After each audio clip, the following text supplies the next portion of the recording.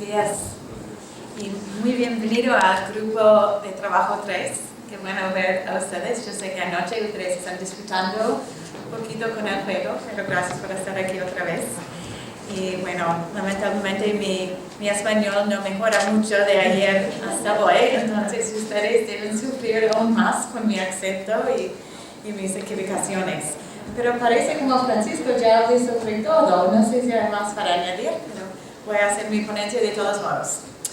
Hoy enfocaré mis comentarios iniciales a la importancia de contar con procedimientos claros y mecanismos de cumplimiento efectivos para que el derecho de acceso a la información funcione en la práctica. Seguro es un balance. Es un balance entre una ley corta, una ley que parece muy sencilla, con una ley que está suficientemente detallada para ayudar a la gente y a los funcionarios para asumir y para asegurar que entender sus responsabilidades y está haciendo los requisitos bien. En el resumen en el final de mi ponencia, yo haré unos breves comentarios sobre el concepto de sanciones para servidores públicos que no cumplan con sus responsabilidades de acceso a información. Pero para mí esta parte es lo menos importante. Ustedes van a escuchar que para mí lo más importante es tener las reglas para que ellos puedan hacer su trabajo bien. Porque muchas veces las sanciones no ayudan, no funcionan, y para los servidores ellos solamente quisieran saber qué ellos supuestamente hacer. Y si la ley es suficientemente detallada, ellos van a entender las reglas de ese juego nuevo para ellos. Para que el régimen de acceso a la información sea efectivo, debe haber procedimientos claros para guiar a los servidores públicos en la implementación y en la práctica. Además, el contar con procedimientos simples para el manejo de solicitudes, recuperando la información y documentos de la dependencia y toma de determinaciones respecto a otorgar o negar solicitudes de información, es útil tanto para la administración pública como para los solicitantes. Estos procedimientos son la clave para tener uniformidad y imparcialidad y son lo que da vida al derecho constitucional a la información. Procedimientos sencillos pero exhaustivos son necesarios para que la ley funcione tanto para los solicitantes como para los funcionarios. Hace algunos años, mi colega Richard Callan de Sudáfrica y yo publicamos un capítulo sobre la importancia de esos procedimientos y su implementación. El resto del libro estaba enfocado en casos de estudio por países relacionados al acceso a la información y temas específicos, tales como seguridad nacional, transparencia en el sector privado, en el ambiente, etc. Antes de completar nuestro capítulo, recibimos borradores del resto de los autores. Lo que más me sorprendió fueron las tantas maneras en las que estos capítulos reflejaban lo que yo percibía como uno de los mayores desafíos del derecho a la información. El enfoque principal eran las políticas de acceso a información, y se había prestado insuficiente atención a los mecanismos para avanzar en la práctica del acceso a la información. Y voy a repetirlo mucho, porque siempre la gente le gusta pensar sobre la política, y esto es sumamente importante, pero después de la política debe pensar sobre la práctica, porque esa es que da la vida a esa ley de acceso a ese derecho a acceso a información. Sin una mejor guía para la práctica, que incluyera procedimientos y procesos, el desempeño de la administración pública es en el mejor caso inconsistente y en el peor caso el desempeño es arbitrario y obstruccionista. Eso que dice, obstruccionista. En el capítulo detallamos que cuando se diseña una ley de acceso a información, es importante considerar los procesos y procedimientos necesarios para buenas prácticas y para su correcta aplicación. Es fácil preocuparse demasiado sobre la sección de exenciones a la exclusión de otras provisiones claves. Mientras las exenciones de seguridad nacional, por ejemplo, pueden ser más interesantes y controversiales que los procedimientos, estas son a veces mucho menos importantes para determinar la efectividad de la legislación para promover una verdadera transparencia.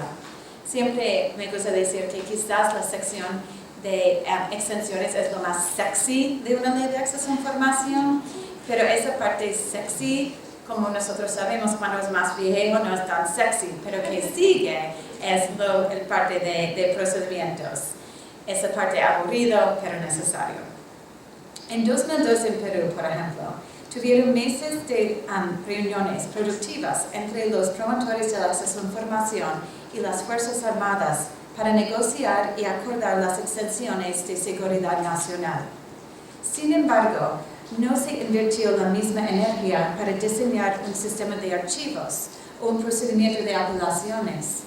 No es una sorpresa, después de 10 años, que la historia nos ha mostrado que Perú ha fallado en las áreas de procesos y aplicación, porque nunca puso la atención necesaria a esas partes.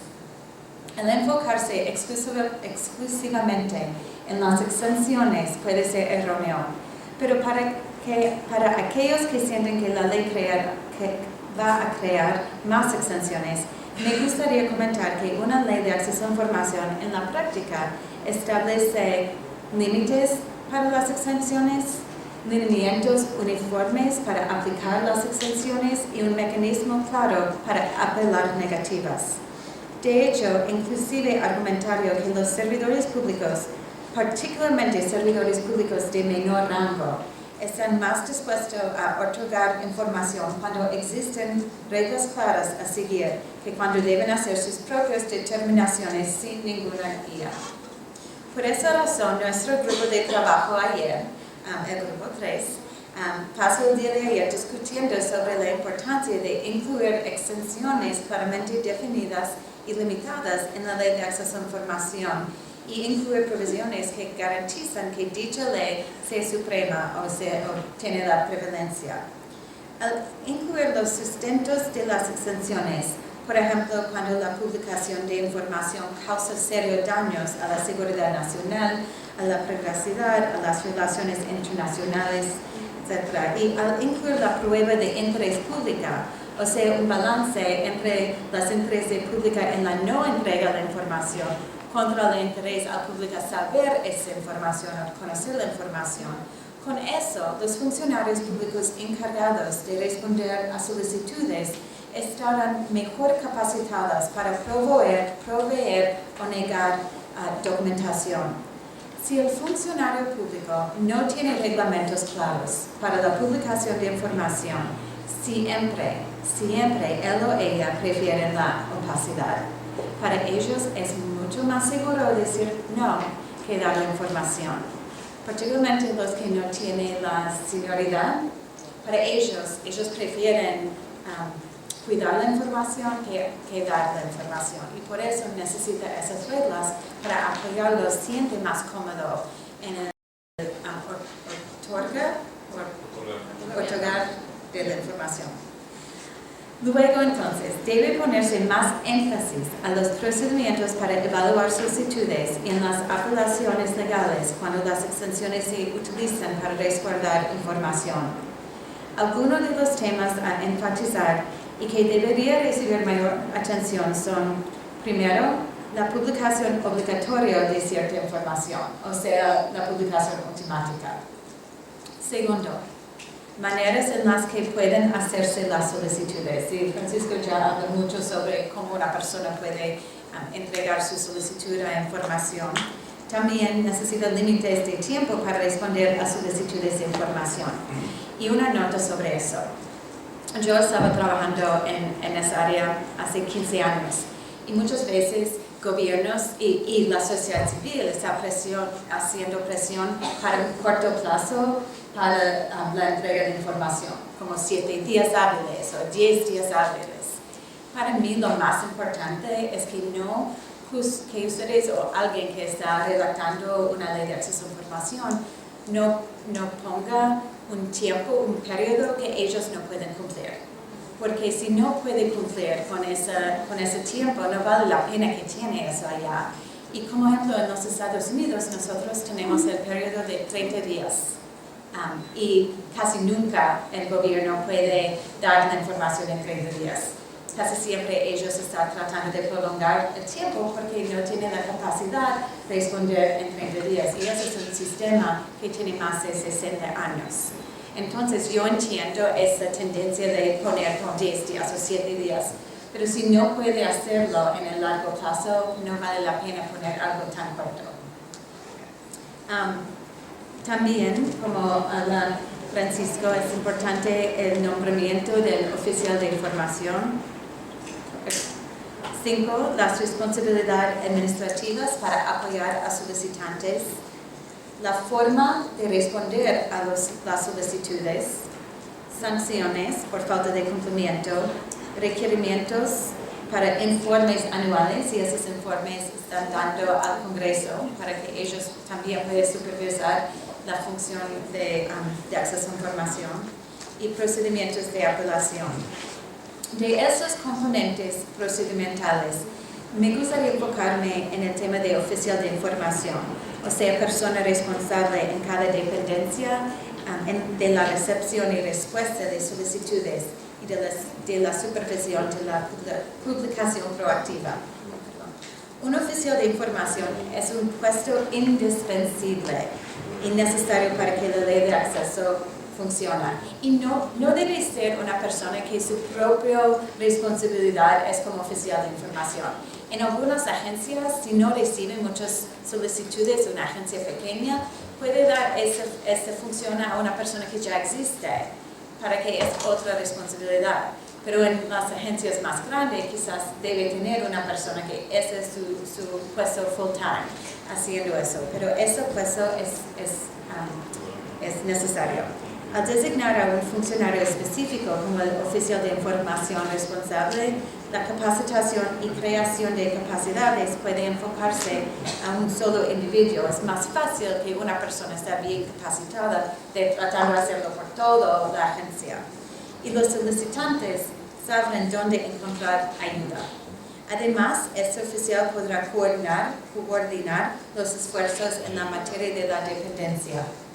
En la mayoría de las leyes modernas y en la ley modelo de la OEA, el oficial de información tiene la especial tarea de apoyar a los solicitantes, lo cual incluye asesorarlos para elaborar solicitudes de información, identificar la dependencia correcta para enviar su solicitud y ayudarlos a definir y limitar el ámbito de su solicitud. Y bueno, otro ejemplo de los Estados Unidos, como ya yo dije muchas veces, ellos no pueden cumplir con el tiempo para dar la información. Y según a ellos, a los funcionarios de los Estados Unidos, muchas veces es porque la solicitud es demasiado amplia. Y que ellos hacen es llamar al solicitante y preguntarlo, la oficial de información llama a esa persona para preguntar, ¿esa es la información que en realidad está pidiendo? Vamos a apoyarle a poner su solicitud en una manera más enfocada para que usted esté satisfecha y que nosotros podemos hacerlo. Pero sin una persona para hacer esa llamada, esa comunicación nunca puede ocurrir.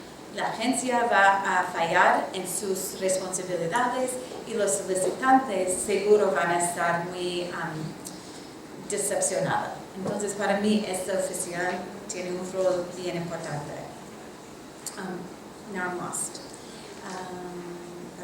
Además, la inclusión de una dependencia encargada de apoyar el desarrollo de procedimientos y vigilar la aplicación hará que esos procesos sean aún más significativos. Por ejemplo, en muchos países en América Latina, el defensor del pueblo ha sido designado por la ley para, por ejemplo, contribuir al desarrollo de procesos, capacitar a funcionarios públicos, concientizar a la población sobre la ley de acceso a información y su derecho, recibir y sistematizar reportes o informes anuales y enviarlos al Congreso, además de supervisar de manera general el buen funcionamiento de la ley. Y no quiero decir todo que nosotros hablamos en nuestro grupo, pero el grupo 3 fue excelente ayer. Y nosotros hablamos mucho sobre cuál entidad, por ejemplo en Costa Rica, puede ser encargado de apoyar o vigilar el funcionamiento de la ley, porque ahora falta esta parte en el anteproyecto.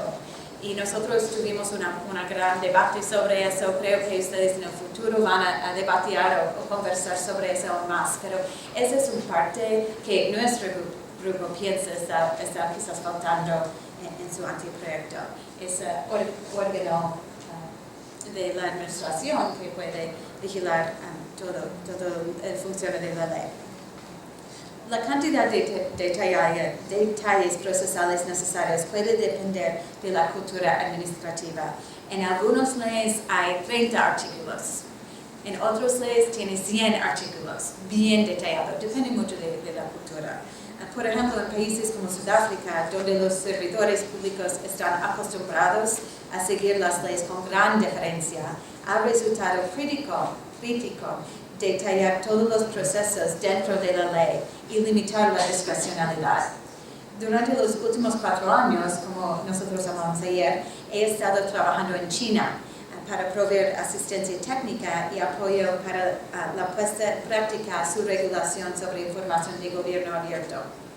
En varias capacitaciones que hemos sostenido con funcionarios públicos chinos, es claro que a ellos no les faltaba un mandato. Una vez que se da una directriz en China, la gente sigue, ¿no? Dice, debe hacerlo, la gente dice, ok, eso no se cumple en China. Sino que faltaba fue un proceso lo suficientemente detallado. Esto era lo que ellos necesitaban para asegurarse que estuvieran administrando de manera adecuada el derecho de acceso a la información. En suma, sobre procesales, creo firmemente que las estructuras y procedimientos claros producen regímenes de transparencia exitosos. Para cambiar las políticas de opacidad, debemos tener prácticas definidas de apertura. Son estas prácticas en el largo plazo las que finalmente determinan el valor y usabilidad del acceso a la información para toda la ciudadanía. Excuse me. ¿Puedo tener unos minutos más? Porque Gracias. Tengo algunas ideas más y solamente 3 minutos, pero yo voy a robar algunos de Francisco y Alfredo me dijo que yo puedo tener por lo menos 5 minutos. Gracias, Alfredo. Bueno, apelaciones. Sin embargo, si un solicitante no está satisfecho con la respuesta gubernamental, un proceso de apelación rápido es crítico. La práctica nos dice que para darle un sentido pleno al derecho de acceso a la información, este debe ser tanto aplicable como aplicado. Si hay una creencia generalizada de que el derecho de acceso a la información no va a ser respetado y aplicado, o de que los mecanismos de vigilancia están designados solo para que las élites los utilicen, como tribunales federales o constitucionales, entonces el derecho pronto carecerá de sentido para la mayoría de las personas. Tal como lo estipuló el comentario de la OEA sobre la ley modelo, el asegurar que exista un procedimiento que permita a las personas que respete su derecho de acceso a información cuando una solicitud es ignorada o negada, o cuando sus derechos son obstruidos, es uno de los aspectos más importantes para resguardar el derecho de acceso a la información. Sin algún procedimiento para la revisión independiente de decisiones, el derecho de acceso a la información se transformaría rápidamente en algo discrecional y basado en los caprichos y deseos de las personas que reciben la solicitud. Muchas veces me gusta decir que la aprobación de la ley es la parte más simple. La implementación de la ley es la parte más duro, es el challenge, es el desafío más grande para el gobierno, porque ellos deben cambiar totalmente la cultura y hacer todos esos procesos que estamos hablando. Pero parte del cumplimiento quizás es lo más importante, porque si gente en realidad piensa que esa ley no puede ser cumplida, los funcionarios van a ignorar las solicitudes, ellos van a ponerlo en sus mesas y no hacer nada, porque sabe que nadie puede asegurar el cumplimiento. Entonces, para mí la aprobación es la más sencilla, la implementación el gran desafío y el cumplimiento quizás lo más importante. Si los mecanismos de aplicación son débiles o poco efectivos, pueden llevar a negativas arbitrarias o a fomentar lo que yo llamo el efecto avestruz, donde las dependencias gubernamentales esconden su cabeza bajo la arena y pretenden que la ley no existe. Durante esta breve, ahora más largo intervención esta mañana, me gustaría resumir varios de los mecanismos de apelación existentes. Más tarde ustedes van a hablar sobre comisiones, entonces yo no voy a poner mucho enfoque en eso, pero quiero dar solamente un ámbito, una idea sobre modelos diferentes de cumplimiento. El cumplimiento de las leyes gubernamentales de acceso a información incluye la recepción de apelaciones cuando hay una disputa entre el solicitante y la dependencia.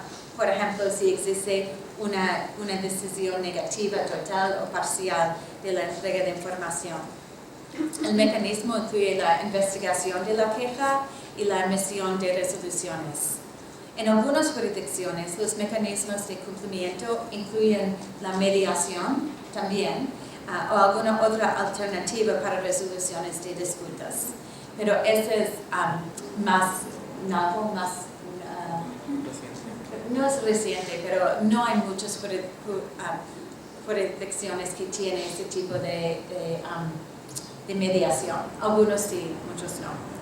Aunque jurisdicciones alrededor del mundo han optado por diseños variados de mecanismos de apelación, en mi opinión, los mejores sistemas son 1. Independientes de las influencias políticas.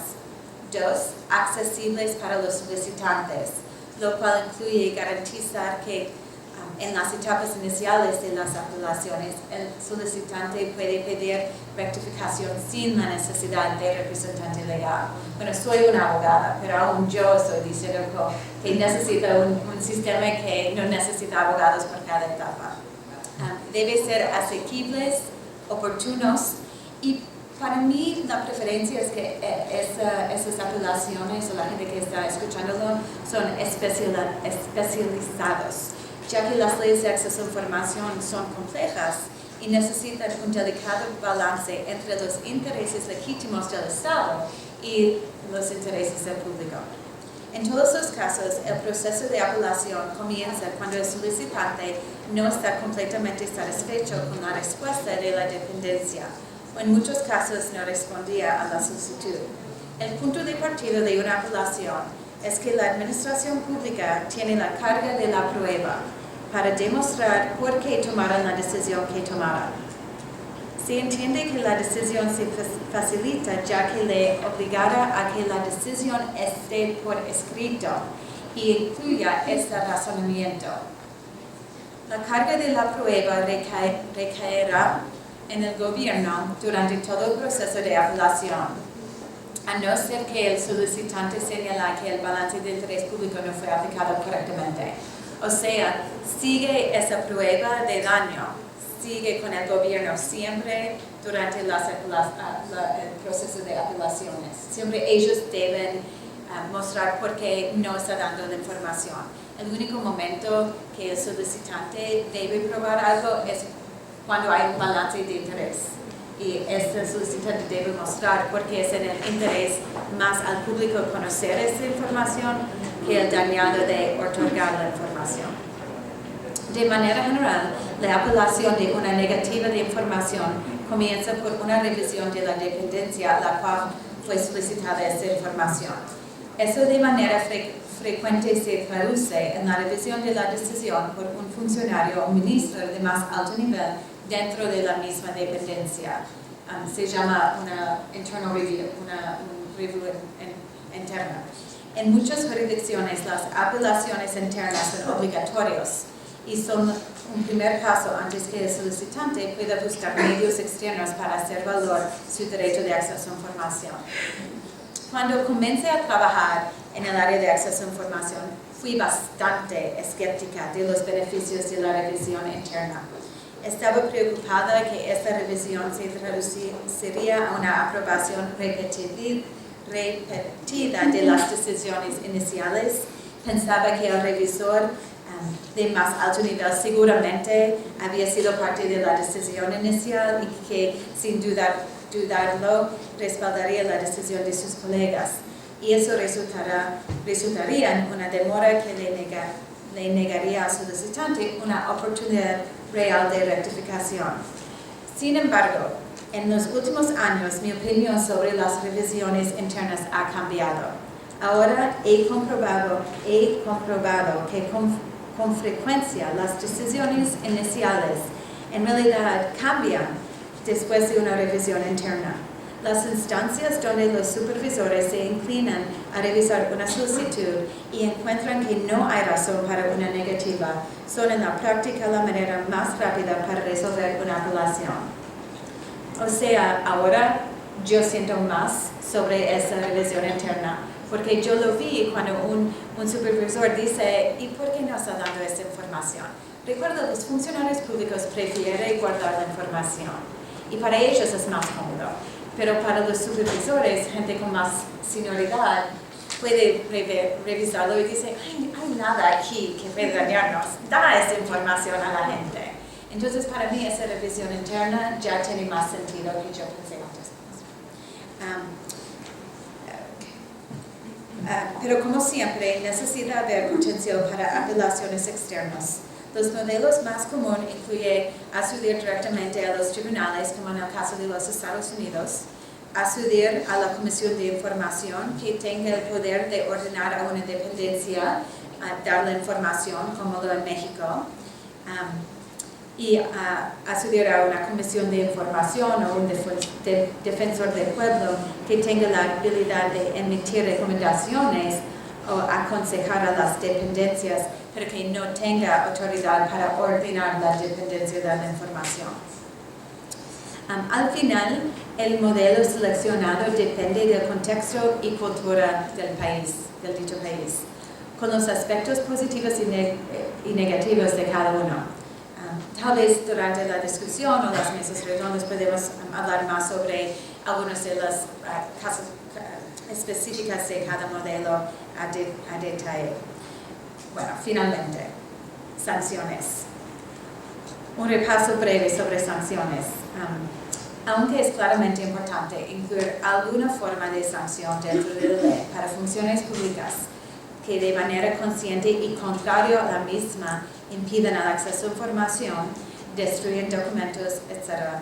En pocas ocasiones he visto que estas provisiones sean aplicadas. Un caso atípico es India, donde se han utilizado los poderes de sanción ampliamente, pero el resto del mundo casi nunca le usa esas sanciones contra los oficiales, contra los funcionarios. Sin embargo, ciertamente, al diseñar las sanciones, debería haber claridad en quién tiene poder de imponer sanciones y mi recomendación será que las sanciones se limitan a responsabilidades civiles y no penales. Porque si es algo penal, los gobiernos van a utilizarlo aún menos si son civiles. Civiles tales como la suspensión de salarios o la pérdida del empleo. Bueno, si la responsabilidad es penal, habrá menor propensión a que las sanciones sean utilizadas como respuestas a conductas inapropiadas. Finalmente, en esa área, aunque las sanciones sean necesarias, argumentaría que los incentivos para la apertura son aún más efectivos.